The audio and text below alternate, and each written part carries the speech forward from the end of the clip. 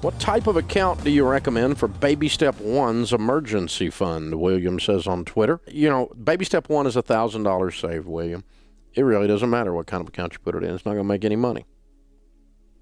If there's no such thing as a 10% account on $1,000. I mean, it's you can put it in a money market if you want, and you're going to make 1%. And so we're talking about $10 a year. So I don't care if you even put it in an account, is my point. I don't care if you keep it in the sock drawer. I just want you to have $1,000 set aside that you don't touch for anything. Now, if you want to put it in an account, it'd just be a little money market type account at your local bank where you can get to it if you have an emergency. The downside of keeping it on the sock drawer is you might think the pizza man at the front door is an emergency, and he's not. So you need to be careful about how you define emergency. This is just to be used for emergencies. One lady took hers and put it into a frame. She bought a cheap frame down at Walmart and wrote across the bottom of the frame, in case of emergency, break glass. And then hung the $1,000 behind her coats in her closets. It's because, I mean, you're not going to make any money on it, William. I mean, it's there just to be used only for emergencies. Only for emergencies. That's all it's for. And, you know, your little $1,000 account, hopefully. Now, when you grow the account up in Baby Step 3 to a full 3 to 6 months of expenses, then I'm going to keep it in a money market account. Even at that point, you're not making any money. Let's say you've got $15,000 in there at 1%. It's $150.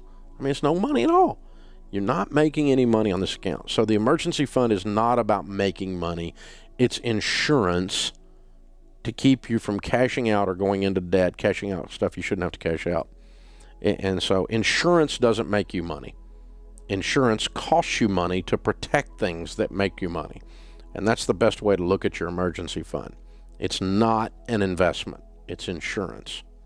And that helps you if you do it that way. So when I finally got $1,000 and then I finally got $10,000 and it was all I had, I was all concerned that it needed to work really hard. And I started realizing that it's not going to work hard when it's in an emergency fund.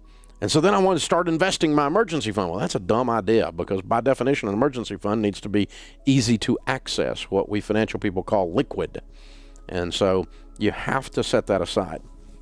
You just set this money aside and say, it's not the money that's going to make me money. It's the money that's going to protect the stuff that makes me money. I don't have to, I can, when you've got a big emergency fund, you can carry a higher deductible on your insurance, which causes you what? Have lower premiums. When you've got a bigger emergency fund, you don't have to tap out your 401k or borrow on your 401k if your car's transmission goes out. And so you get to leave alone the things that are making you money, and you get to decrease some of your costs like insurance and those kinds of things. You don't buy insurance on everything that turns around because you've got $15,000 or $20,000 set aside for your rainy day fund. One lady called it her GOK fund, my God only knows fund. And I don't care what you call it, but that's how you do it. So good question, William. I appreciate you bringing that up. So baby step 1 is $1,000 saved. 2 is pay off all your debts except your home using the debt snowball where you list your debts, smallest to largest, and pay them off in that order with great focused intensity. Once you're out of debt, then you go accept your home, then you go back to the $1,000 account in baby step 3 and raise it up to a fully funded emergency fund of 3 to 6 months of expenses. You need to run like your hair's on fire until you get those 3 steps done. You need to be in a panic until you get those 3 steps done. Because if you have $15,000 or $10,000 or whatever 3 to 6 months of expenses in your life represents in cash in the bank, and you don't have any payments but a house payment, just think about your life right now. How would that feel? No payments but a house payment, and $15,000 or $20,000 or $10,000 laying there. You're not even there yet, and you just started breathing better. Just thinking about it. You took a deep breath and a sigh. It's exactly what you did after I said that. When you don't have any payments but a house payment, and you have your emergency fund, That's a foundational place to begin to build wealth. That's a foundational place to begin to your level of outrageous generosity. But until you get there, you're just scrapping and clawing like a rat in a wheel, man. And so you have to break the cycle. You have to flip this thing on its head and make it behave. You've got to get so fired up and wired up that your broke friends think you've lost your mind. If people aren't making fun of you, you're probably not on track. Because people are stupid. People are broke. They Said and I Heard is the dumbest financial planning firm out there.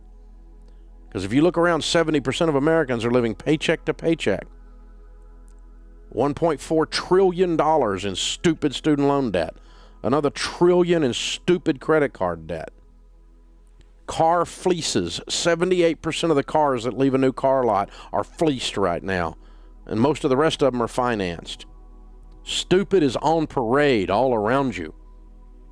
It's a clown show financially. You want to be that? I don't want to be that. That's where when I hit bottom, I mean, I didn't hit bottom. I completely splatted because I was stupid with steroids, man. I know what stupid looks like. I looked that boy in the mirror. I know who he is. He was wrapped around my neck. And so you don't want to live like that. But your foundational stuff is to at least get rid of your debt, not counting your home. And at least get you a rainy day fund. And you don't need to be doing any investing until you get that crap straightened out. It's time to put on your big boy pants, your big girl pants. This is grown-up talk here.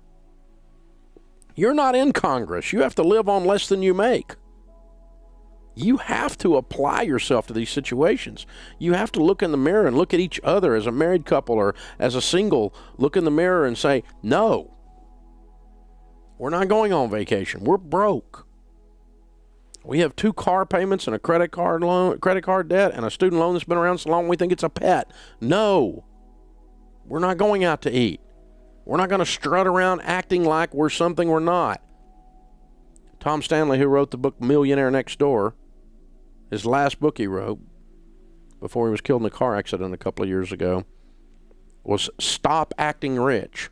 That was the title of the book. It's a great title. Stop Acting Rich. That's what it comes down to. Quit acting like you're something you're not. You don't have any stinking money. Act like a broke person. Why? It's easy. You're a broke person. You make 60 or 90 or 160 a year and you got nothing. Nothing. No money. Payments coming out your ears, out of control, strutting around acting like you're something. In Texas, they call that big hat, no cattle. Stop it. It's time to lay these basic steps out and lay into them and say, that's it. I'm tired of being broke. I work too stinking hard to be this broke. I put up with too much crap to be this broke.